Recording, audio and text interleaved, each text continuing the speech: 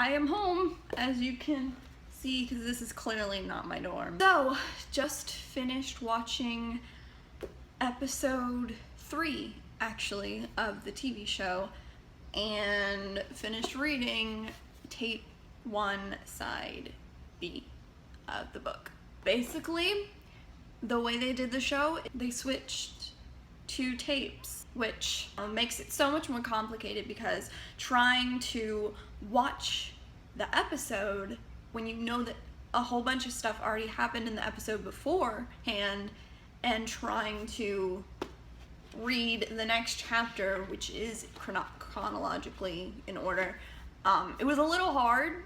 I do like that they changed it though, because I like how they did the transition from going to Jessica then to Alec. I had already seen the series, like, I think this is my 3rd time watching it, possibly 4th, I'm not even sure anymore. Everything that happens in this is before Clay knows about what happened with Jessica, and in the show he already knows what happened with Jessica because she was on the first tape, not the second tape, as opposed to Alex's story, which is on the first tape in this. So, little confusing. I wasn't really sure how to do it at first. I didn't know if I should just do both stories of Alex and Jessica at the same time, but that would make the video way too long. So we're gonna go with Alex. Alex freaking Standall. He's one of my favorite characters, like, out of the entire series, if not my favorite character, other than Hannah. And I'm about to tell you why. But first, let's just hurry up and go through the things that happened in this episode on the show, because obviously it's nothing happened in this compared to the show because it's all in one night. So with the show, first of all, I love how, okay, the first thing I wrote was, the principal is an ass. At the very beginning, there's a scene between the principal and Hannah's mom, and Hannah's mom is trying to talk to him about how hard it has been for her, and she's trying to obviously understand what the hell happened with Hannah, you know, because someone doesn't just wake up one morning and decide they want to kill themselves. Like, that's not how it works. Obviously she went through some shit that the parents didn't know about. So she's so confused, she's still trying to understand, and she's trying to talk to the principal, and the principal just like waves her away because he's like, really, I shouldn't be talking to you without a lawyer because of the lawsuit y'all have against the school. And it's like, dude, are you serious? I understand that there's a lawsuit, but at the same time, you tell we still respect y'all and everything, and we do still count y'all as parents of this school and members of the school, of the educational board for parents, or I don't know, something like that. And I was about to flip shit because I was like, are you kidding me? She is literally just trying to vent her feelings and try to understand why her only daughter has killed herself. Forget about the freaking lawsuit. It doesn't matter at this point. Just talk to this parent, because she is going through some tough shit. I know you just lost a student, but who gives a crap? You have so many other students. Like, I'm not saying that it's good or that you shouldn't care, but at the same time, you should also care about the parents who lost their child due to things that happened at your own school. Like, I can't stand him. There's a scene that is one of my favorite scenes in this episode. Courtney is with Tyler, and Tyler's taking pictures, and she's like, seriously, Tyler, and stuff like that, but that's explained later on. Courtney was fixing flowers and everything that a whole bunch of students in the school laid down for Hannah as like a commemoration or something like that. And the mom walks up and she sees it. Courtney's like, oh, everyone really misses Hannah, you know, they put this for her, you know, basically just lying to the mom's face that about how many friends Hannah had and all this kind of stuff. And immediately the mom said, if any of these people were her friends, they would have known that Hannah hates roses. She thought they were a cliche. Points for mom. Moving on, we have the cute Hannah and Clay scenes in this episode where they're watching the lunar eclipse. She's calling him Helmet, and then she calls him Astronomy Boy the next day because, you know, they watch the moon eclipse, lunar eclipse together, and they're so cute. There are so many cute scenes with them, and it's not fair, and I want to cry every time I see them because it's so tragic. So in this episode, we learn a lot about Justin. Not just about like his tape. His tape obviously was the first one. We also learn about Justin's family life and like what he has to deal with at home. And his mom is a drug addict, and she's been dating really bad guys who have a history of domestic abuse and stuff. Basically, in this episode, we just learn more about what Justin is going through and why he's acting out so much, or at least why most people think he's acting out so much. He's also probably acting out because of the tapes, obviously. You know, Clay has them, and he's not like the others. He actually wants to like do something about what has happened to Hannah, and the more and more he finds out, the more and more he wants to do, and Justin is very threatened by that. In fact, a whole lot of them are threatened by it, and they're just like, oh, he might give the tapes over. But of course, Clay hasn't listened to his tape yet. He still has no idea why he's on Hannah's list and stuff. One of my other favorite scenes of this entire episode and it's gotta be one of my favorite scenes throughout the whole series, actually. Clay gets home after Bryce and Justin and all made him chug an entire 40, I think it was liter, was it? I'm not sure. But it was like a giant thing of beer, and it was about that big, and that's a shit ton of beer.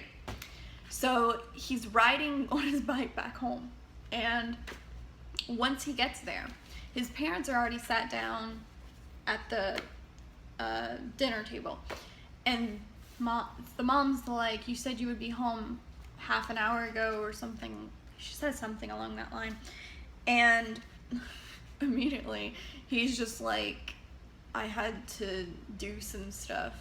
I was helping a friend out. She was hurt, and she had been saying that, I don't know, he was talking about Hannah basically. And immediately the parents know, like, my kid is drunk right now on a school night. And so one of them asks, are you drunk? And he's like, yeah. Like, he immediately just says, yeah, I think I am. It was just one beer, but it was like a really big one, and it tasted disgusting. And it was this poor little innocent boy who obviously has never been wasted in his life, and he's so innocent, and you could just see it right after the mom starts going off saying about how he's gonna be grounded and all these punishments, and the dad's like, well, hold up, before we give him a sentencing, let's sit down, you need food right now. And then he's like, no, I think I'm just gonna go upstairs, I'm tired, I'm not hungry. And he's about to turn away to go, and then he turns back and just pukes on the dinner table, and the parents are just like, all right. It's one of my favorite scenes because it's just great. Now we're moving on to Alex Standall and Hannah's reasoning for why he is on the tape. So Hannah obviously has been hurt by this list that Alex made, and I'm not sure if in the book he made the whole list, because in the episode he just contributes to making the list. In fact, a whole bunch of guys in the I want to say sophomore class made the list, and so it's not just one person, there are multiple different guys who put their things onto this list. But basically this list is a hot or not list. There are many categories like eyes, mouth, nose. I'm sure there's a boob category that would not surprise me at all. But one category in particular is ass. And Hannah is put as best ass. Hot side, the good side. Good side. On the not side is this girl, Jessica, who Hannah was friends with. When Clay's listening to this, he doesn't really understand what's so wrong about it.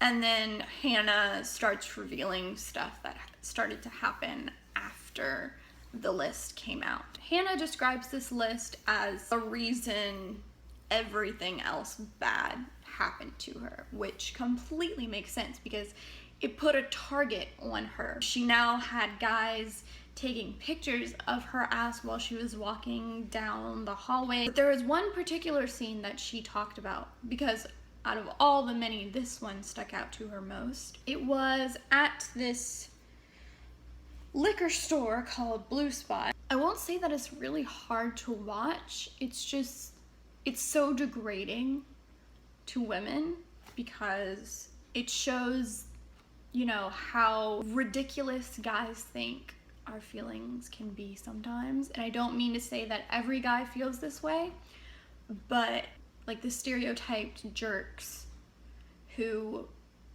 are just looking at girls as an object, not really a person who has feelings, is who I'm talking about, basically. And there are so many guys like that out there. I've met a few myself, and it's not fun. I was never the type of girl in school to like do anything risque or like have rumors talked about me where I did something with a guy like she did. But I do know the feeling of being stared at when you don't want to be stared at, and if it's in a particular area that shouldn't, you know, be something that guys stare at, but they do.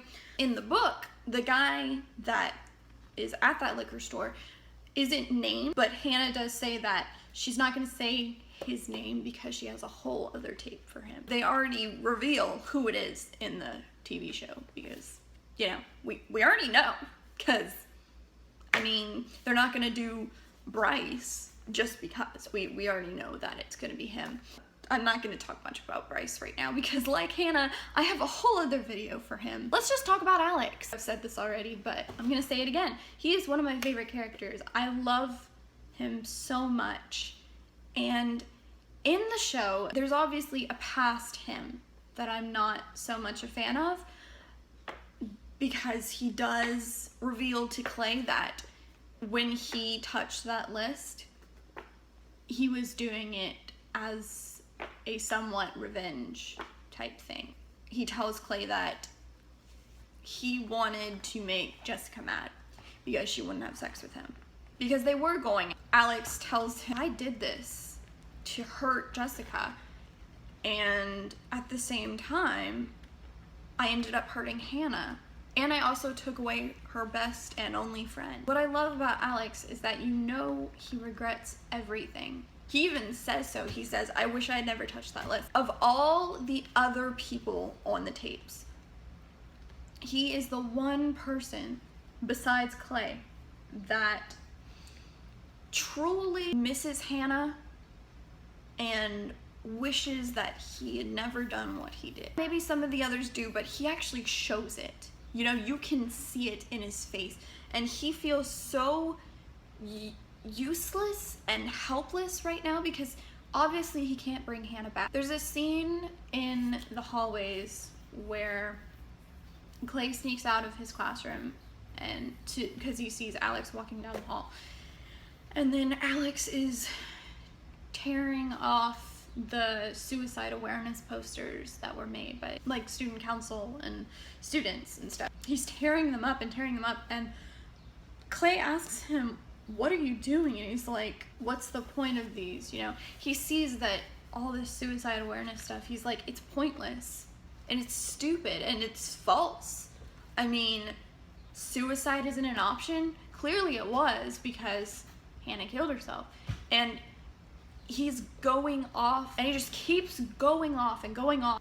He wishes he could take it all back. You can tell that it's killing him. The past version of him actually seems like he's having fun hanging out with Justin and all, and you know, he's cracking jokes, he's got friends and all this kind of stuff, whereas now he doesn't even attempt to like have fun with them because, you know, he doesn't care. There's the pool scene where he just falls into the pool. I remember the first time I watched this, I thought he had died. Like, I thought he had drowned himself, or like he had passed out. But then later on, he submerges back up, and he's alive, and my heart was healed, and he just lays in the pool. You can almost see the numbness that he clearly feels now.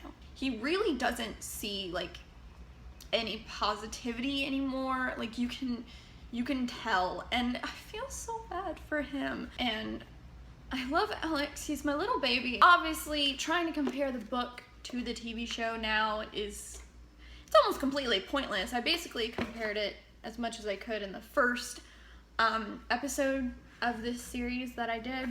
I really hope you guys enjoyed it. Thank you so much for watching, and I will see y'all for the next tape. Bye.